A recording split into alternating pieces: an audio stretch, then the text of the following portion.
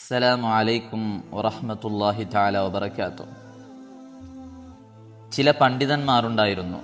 അവർ രേഖപ്പെടുത്തി വെച്ചു, കഴിഞ്ഞ കാലഘട്ടത്ത് മുഹമ്മദ് എന്ന പേരുള്ള ഒരു മനുഷ്യനുണ്ടായിരുന്നു. അദ്ദേഹം തീരെ നമസ്കരിക്കാറില്ല.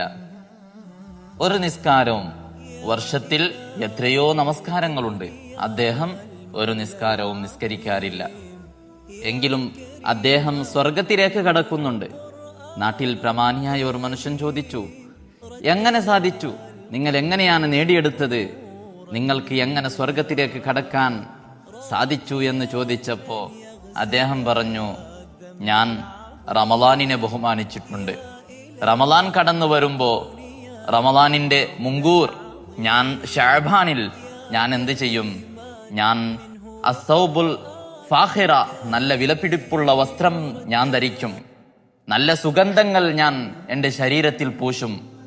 ഇങ്ങനെ നല്ല രൂപത്തിൽ ഞാൻ റമളാനിനെ സ്വീകരിക്കും.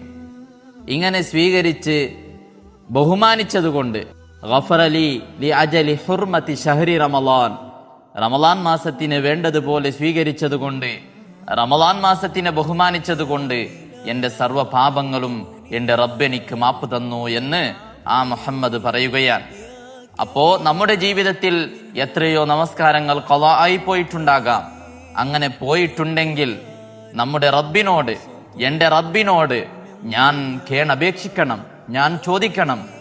എന്നിട്ട് എൻ്റെ റബ്ബിനോട് ഞാൻ പറയണം, റബ്ബേ, ഞാൻ എത്രയോ നമസ്കാരങ്ങൾ ഞാൻ വേണ്ടതുപോലെ മുറ പോലെ നിസ്കരിച്ചില്ല. എത്രയോ നമസ്കാരങ്ങൾ ഞാൻ എന്നിൽ നിന്ന് ഖളാ ആയിപ്പോയി. റബ്ബേ, എനിക്ക് മാപ്പ് തരണം. ഖളാ വീട്ടിയതിന് ശേഷമായിരിക്കണം ഈ പ്രാർത്ഥന.